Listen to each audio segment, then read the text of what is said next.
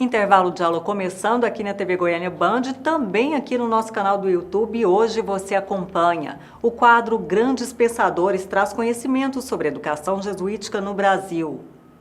E também entrevista com o engenheiro civil e segurança do trabalho, o professor Luiz Rosa. Fique ligado, porque está no ar o intervalo de aula.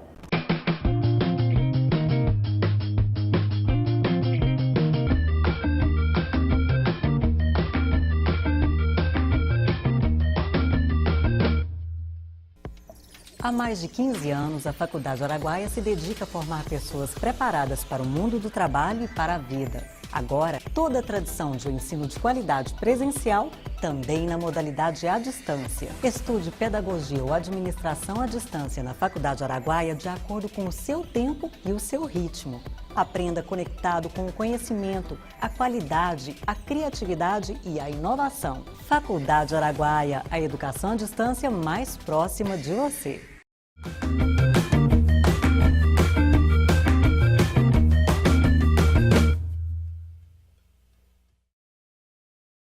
Seja bem-vindo e bem-vinda ao intervalo de aula, espaço em que professores e professoras trazem conhecimentos e debatem educação.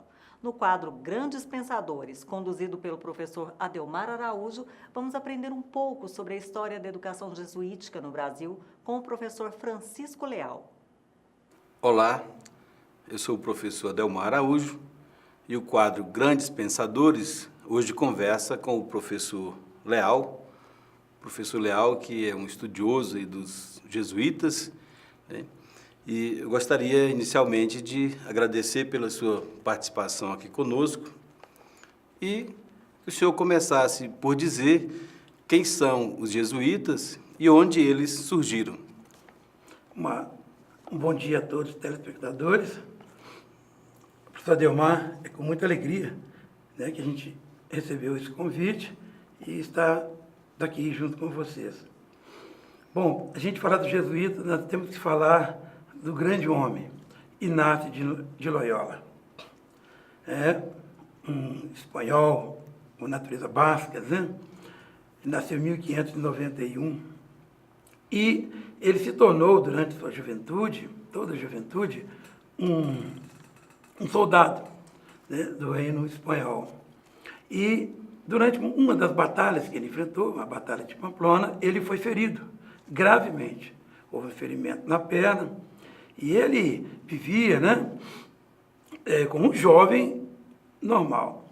E quando ele estava convalescente, na cama, ele pediu alguns livros.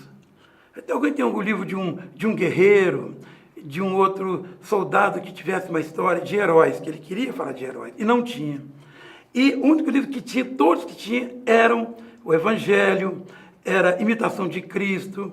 Então, eram sempre livros voltados à área religiosa. Não tempo, eu vou começar a ler. E nessas leituras, como ele estava ali parado, convalescente, ele foi lendo e foi se apropriando dessa leitura, foi gostando dessa leitura e foi se convertendo.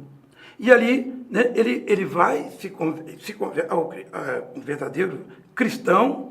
Ele agora não vai ser mais, eu não vou ser mais soldado do rei, agora é um soldado de Cristo, né? E ele se convertendo, então, ele começa a ter uma outra atitude, uma outra performance na vida dele. E durante a caminhada, ele vai até a Terra Santa, ele volta de novo para a Europa, e ali começaria a grande caminhada de Santo Inácio de Loyola. Ele chega em 1528 em Paris, ali vai conhecer aquilo que ficaria marcado para sempre a vida dele, a Universidade de Paris.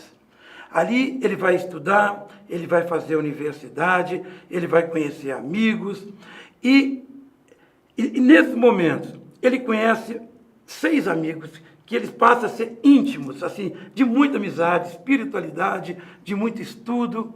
E eles, então, fazem um voto, em 1534, um voto de pobreza, de obediência. E ali começa o embrião da ordem da companhia.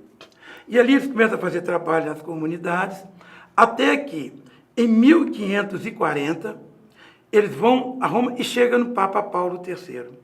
E fala para ele, olha, apresenta todo o trabalho, tudo.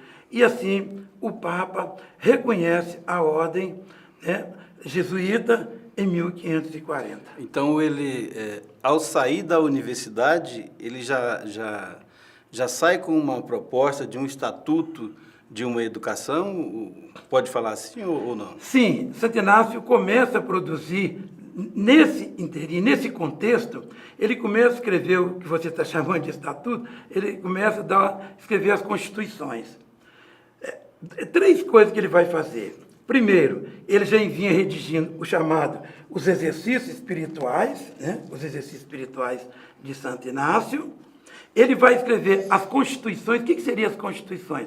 É um verdadeiro estatuto. Aquilo que ele queria dos seus padres, aquilo que ele queria dos padres poderia ser durante toda a vida da companhia, né? E mais tarde ele escreveria, que nós vamos comentar daqui a pouco, sobre a Ratio Studiorum.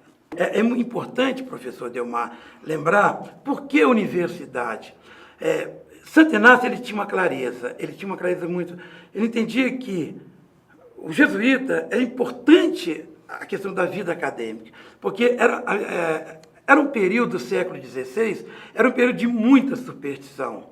Então ele queria que isso fosse superado através de uma nova linguagem, de um aprofundamento.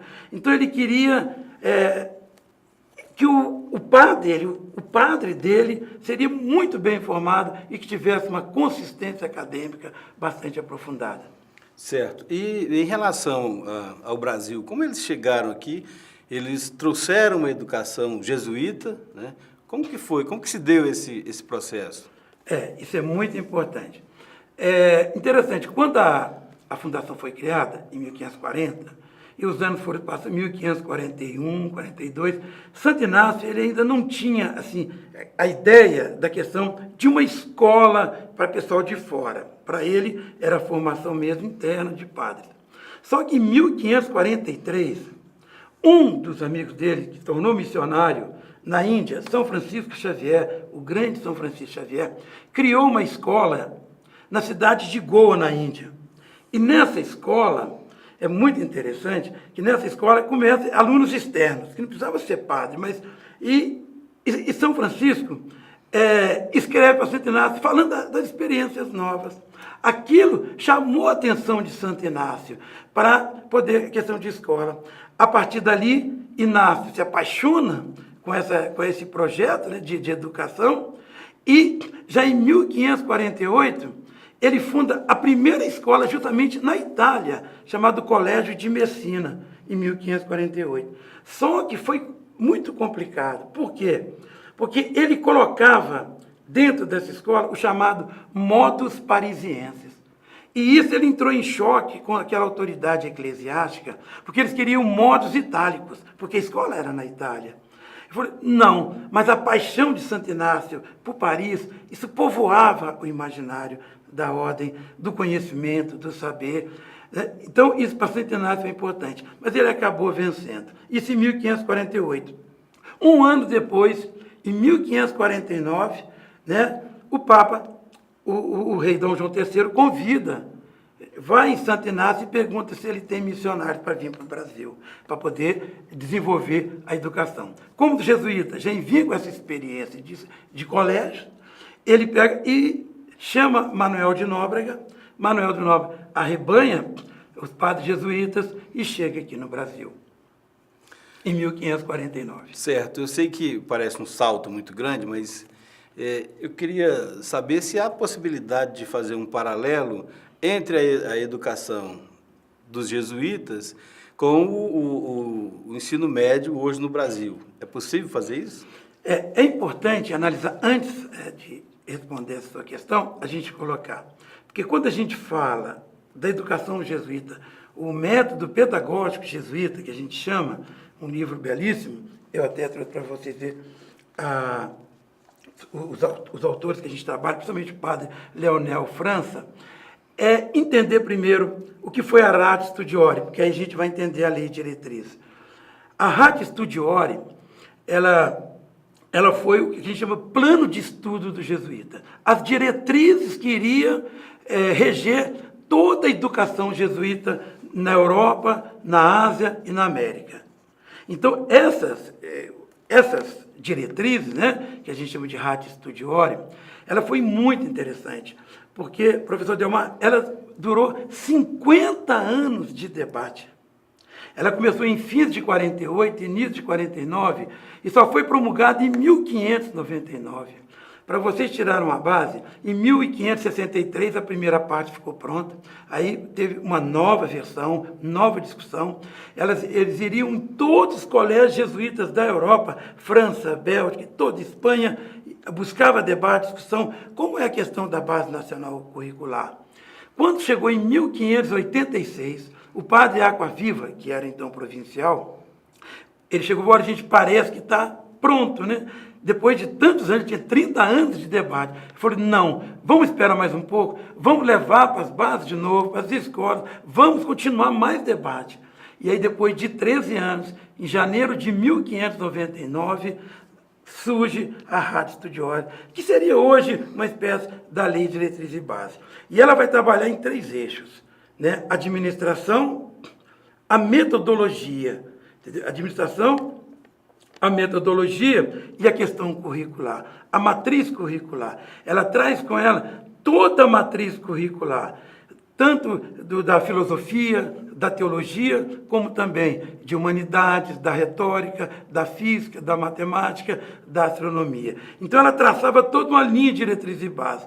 E uma pena que, com a expulsão dos jesuítas, e foi com todo esse acervo, esse arsenal de conhecimentos, né, que os jesuítas estão no Brasil desenvolvendo a educação.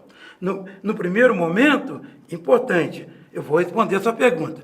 No primeiro momento, importante, eles vieram como catequese, há muitas críticas, com razão, um pouco de dominação e tal. Porque no primeiro momento era a chegada deles, era a catequese, era a conversão, era a salvação das almas, tudo isso. Mas a partir do século XVII, 1620, a Ratio, ela dá um salto, né? Já começa a abrir para os índios, os filhos de colonos, pessoas de fora podendo estudar, não mais precisa ser para ser padre como era no início, né? Tanto é que índios e filhos do colono foram para Coimbra estudar, aprofundar as universidades. E, infelizmente, em 1759, os jesuítas, né, são expulsos do Brasil. Infelizmente, todo o trabalho aqui. Mas fica essa semente de todas essas diretrizes da educação. E, em 1773, os jesuítas, a ordem é extinta e é retomada em 1814. Retomada, e aí os jesuítas começam novamente a retomar a Ratio. Em 1832, eles aprimoram mais, com matérias mais atualizadas, como geografia, história, e já com diretrizes, né? E com isso, com tudo, né? Isso aí vai acabar mais tarde, né? Servindo um pouco como referencial para diretriz e base, a primeira, né, de 1961, que é a lei, né, a 4.024 de 61, que tem lá, mas você vê que em muitas coisas ela traz a herança. Quanto à questão do ensino médio, o que os jesuítas trabalhavam era chamado de estudo secundário, a física, a matemática, a humanidades, a retórica. Então, assim, seria injusto falar, no nosso entendimento, né? Seria injusto falar, não tem nada a ver o que tem hoje e o que os jesuítas fizeram. A contribuição, né, da companhia, do que tange a questão da construção, do que se refere aos métodos pedagógicos, né, a gente conhece, os jesuítas deram a sua assim, grande contribuição. Aberta a críticas, isso é tudo muito bem-vindo. Certo, e como é que é tratado hoje essa crítica, como o senhor fala? Que é a discordância, né? Como é que esse debate é um debate que já foi saturado ou ele ainda permanece, ele ainda é atual, ainda vale a pena discutir essa questão? Não, vale a pena discutir. Agora, em 2014, eu estive em São Paulo, nós tivemos um encontro do bicentenário da restauração. Então, foram professores da USP, da Unicamp, nós tivemos um intenso debate de 3 dias que voltou essa temática. Ela é sempre atual, a companhia está sempre assim, aberta às críticas, às sugestões. Hoje, né, o método jesuíta, se já era humanista, né, sempre teve a natureza humanista. Igual eu falei, a gente nunca deve perder a perspectiva que a origem dele, ela é uma questão religiosa. Isso é importante colocar. Ela vem sob o espírito da fé. O próprio Voltaire, que foi um aluno na escola jesuíta e que faz crítica, mas ele admirava também, né, em parte, a questão jesuíta. Como muitos pedagogos, intelectuais criticam. Mas cada vez mais, toda crítica, tudo é apropriado, é analisado, é estudado. A questão dos novos métodos, né, de ensino, de aprendizagem. Os jesuítas, cada vez mais, eles estão sempre abertos a nova proposta, às novas mudanças, a essas novas tecnologias. Então, a companhia, jamais ela se fechou dentro de um mundinho, de uma salinha, né, igual o Santo Inácio dizia quando fizeram a Ratio, né? Ele dizia, quando ele foi construir as diretrizes da Ratio, que na realidade a Ratio eram regras que seriam estabelecidas. Ele falou assim, eu não quero uma rádio com eruditos fechadinho numa salinha para poder os outros fazerem. Eu quero, assim, fruto de amplo debate. A companhia sempre será de amplo debate. O exemplo do método pedagógico para você tirar, está aí o Papa Francisco. O Papa Francisco, né, o primeiro e único jesuíta, né, se tornar um Papa. A abertura, o diálogo aberto, a transparência e, principalmente, isso é muito importante, o reconhecimento com muita humildade das nossas limitações, das nossas falhas, mas que a gente é capaz sempre de superarmos e podemos construir coisas novas, principalmente do ponto de vista do método, né, da educação.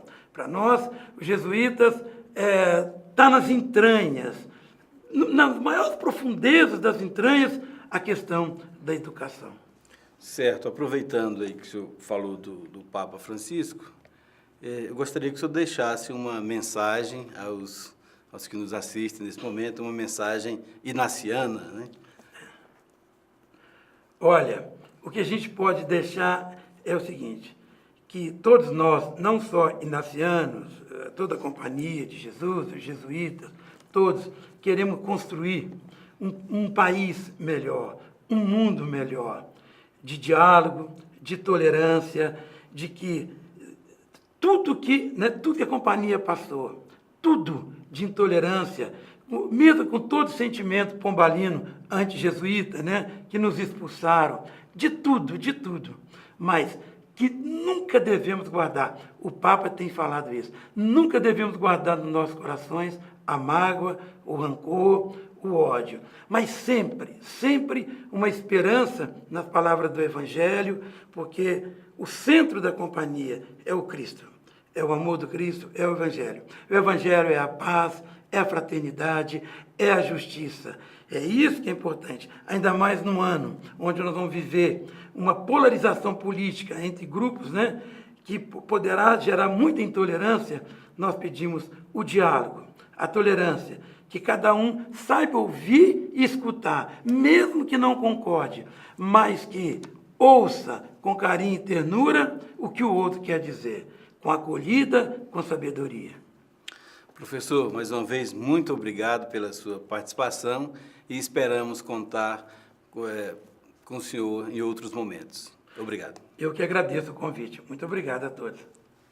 Excelentes conhecimentos trazidos pelo professor Francisco Leal, hein?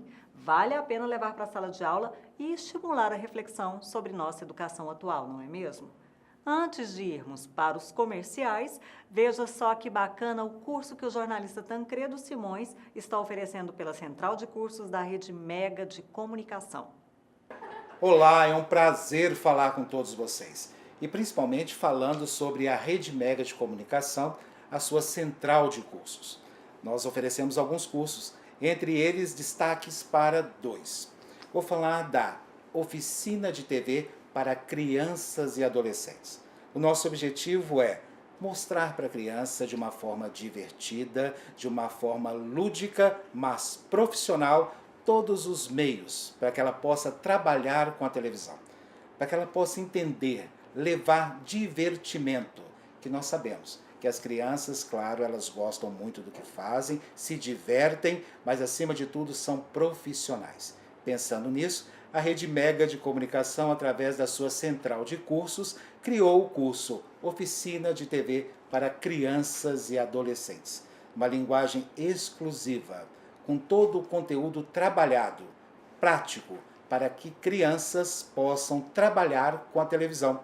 Não só TV, mas também para web, isso mesmo, postar os seus vídeos de uma forma legal, de uma forma interessante, de uma forma que leve também cultura para aqueles que a assistem. Rede Mega de Comunicação Central Cursos. É claro, temos outros cursos que em outra oportunidade terei o prazer de falar com vocês.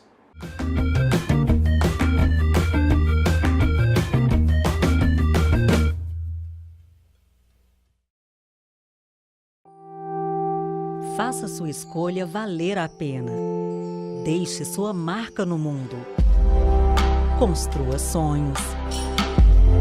Cuide dos maiores tesouros da terra. Comunique com o mundo. Ensine e aprenda.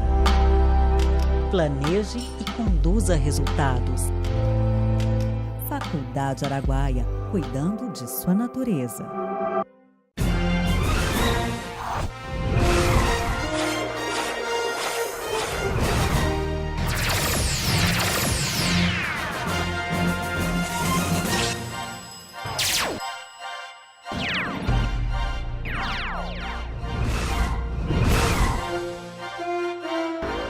Apresente sua nota do Enem e tenha até 100% de desconto na matrícula. Coloque nos seus planos ser um super profissional com a Faculdade Araguaia.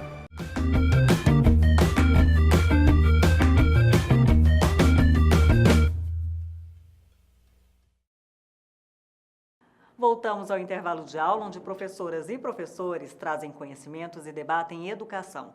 No dia 1º de março, você não pode perder a palestra sobre E-Social, aspectos gerais, segurança e saúde no trabalho no setor industrial, que está sendo promovida pela coordenação do curso de pós-graduação em Engenharia de Segurança do Trabalho da Faculdade Araguaia. Para saber mais sobre esse evento, acompanhe a entrevista que o nosso repórter Natanael Dias fez com o palestrante, professor Luiz Rosa. Olá, sejam todos bem-vindos a mais um momento de entrevista aqui no estúdio da Faculdade Araguaia. E hoje nós vamos falar sobre saúde e segurança no trabalho. E ninguém melhor para falar sobre esse assunto do que o engenheiro civil e professor Luiz Rosa. Professor, tudo bem? Tudo bem. Bom, professor, primeiramente eu quero agradecer a sua presença e agradecer a você que também está aí em casa. Bom, professor, como o tema da sua palestra ele é bastante específico, o tema da palestra em si é E-Social, aspectos gerais, segurança e saúde no trabalho no setor industrial, ou seja, ele é bem específico. Eu gostaria que o senhor explicasse um pouco para a gente sobre isso, sobre o tema. Muito bem. O E-Social trata-se de um sistema público de escrituração digital implantado pelo governo federal, e para que as empresas mandem informações para o Ministério da Fazenda, Ministério do Trabalho, Receita Federal e Caixa Econômica Federal. E esse sistema inclui, ele integra as áreas de financeiro, contábil, RH e segurança do trabalho. Então, a segurança do trabalho ela é tão importante que ela atrasou a implantação desse sistema, por causa da sua complexidade, a sua legislação específica e tudo mais. Professor Luiz, hoje em dia também a gente vê muito essa preocupação com a segurança do trabalho, saúde também, e nisso tem várias palestras, cursos, pós-graduações. O senhor percebe que essa é uma preocupação mais dos dias atuais ou essa já é uma preocupação antiga? Bom, a segurança do trabalho ela é tão antiga quanto a humanidade, né? Aliás, os problemas no trabalho, né? As perdas no trabalho. Desde a construção das pirâmides, que se tem notícia histórica, né? Registros históricos, a área de mineração foi a que mais desenvolveu doenças ocupacionais ao longo do tempo. Depois nós tivemos aí na época da Revolução Industrial, no século XVII, na Inglaterra, onde as empresas tiveram que criar leis para regulamentar a questão da segurança do trabalho. No Brasil veio a CLT na década de 40, depois na década de 70 as normas regulamentadoras do trabalho e hoje a gente estamos estudando e trabalhando para montar um sistema de gestão da segurança do trabalho, assim como dentro do sistema de gestão da empresa. Professor Luiz, outra coisa que eu percebi nessa sua palestra, no tema, ele é muito específico, ele é focado na saúde e segurança no trabalho no setor industrial, né? Eu gostaria que você abordasse alguns tópicos, né, os mais importantes que o senhor vai falar nessa palestra. Bom, a parte que mais importa para os engenheiros, a todos que estão envolvidos com o novo sistema e-social, é a parte de documentação. Então, a segurança do trabalho, hoje, para atender ao sistema que está sendo implantado, ela tem que estar com os laudos em dia, né? A documentação de segurança do trabalho em dia, está com os treinamentos das pessoas em dia, e nós vamos ter que nos adaptar através de software, através de sistema de gestão, porque o sistema exige toda uma codificação dos agentes ocupacionais, por exemplo, e a codificação das doenças do trabalho. Então, para facilitar a gestão da empresa, no sistema já tem tudo codificado, e nós vamos ter que ter um sistema que codifica as informações para que elas encaixem no sistema e funcionem perfeitamente. Professor, nós percebemos que nas palestras tem muito mais, assim, aquela questão do foco no público-alvo, né? Na sua palestra, eu percebi também que o público-alvo são de engenheiros, né, técnicos de segurança do trabalho e outros que estão muito dentro desse público-alvo. Mas aí eu quero saber, para quem quer participar dessa palestra, pessoas de outros públicos fora desse público-alvo podem participar? Qualquer pessoa pode e deve participar, principalmente as pessoas que vão lidar na área do RH, as pessoas da área contábil, porque a maioria, 60% das empresas brasileiras, quem resolve os seus problemas é a área contábil, é o contador. Então, essas pessoas, quanto mais eles entenderem do sistema, facilita para os demais, né? A área de segurança do trabalho, engenheiros, técnicos, enfim, todos os profissionais que se relacionam de alguma forma com esse novo sistema é de interesse. E também interesse geral de estudantes, pessoas que forçosamente vão ter que trabalhar com esse sistema no futuro, não tem como escapar do sistema, né? Na área da indústria, na área do trabalho. Então, é bom que todos conheçam e saibam e se interessem por um assunto tão importante que fará parte da vida de todos nós. Enfim, professor Luiz, as suas informações foram de suma importância para quem está nos assistindo e para nós aqui no estúdio também. Mas, para finalizar, eu gostaria que o senhor deixasse as informações para quem quer participar dessa palestra, né? Dia, horário, local. Lembrando que nós vamos deixar a descrição aqui na tela, né? Para que vocês possam saber maiores informações. Então, professor. Bom, as inscrições poderão ser realizadas ou estão sendo realizadas aqui no site da Faculdade Araguaia. E o evento ocorrerá dia 1º de março, das 19h30 às 21 horas, no auditório do CREA, no setor universitário, e nós estaremos lá aguardando todos para a gente ter um bom momento lá de conhecimento, de troca de informações. Professor Luiz Rosa, mais uma vez, muito obrigado. Agradeço a presença de você que nos assistiu aí de casa e até o próximo momento de entrevista. Até mais! É isso aí. Já salve a data na sua agenda e participe. Aprofunde seus conhecimentos. Bom, chegamos ao fim de mais uma edição do Intervalo de Aula. Acompanhe-nos nas mídias sociais, deixe seu comentário, compartilhe os conhecimentos trazidos aqui. Inscreva e curta o nosso canal do YouTube. Eu conto com você para levar conhecimentos por todo o mundo e espero você na nossa próxima edição, sábado que vem. Bom fim de semana e até lá!